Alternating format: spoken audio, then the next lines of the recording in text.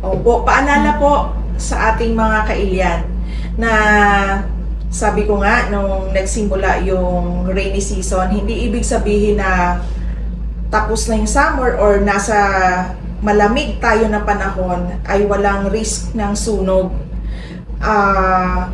Wag po tayo maging kampante. Unahin pa rin, let's prioritize po yung pagtingin natin ng kaligtasan ng ating mga bahay, all establishments. We have, lalo na po yung ating mga business establishments or kaya yung mga schools, we have a regular inspections with them as to fire safety inspection. All recommendations naman po binibigay.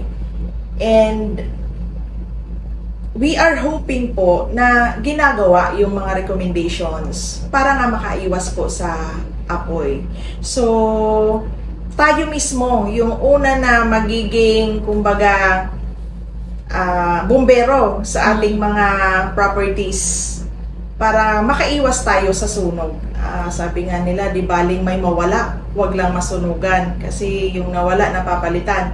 Papalitan naman yung nasunugan, pero it takes time. So yun po, magbantay, lalo na sa one of the masabi natin na best para makaiwas, no, is good housekeeping.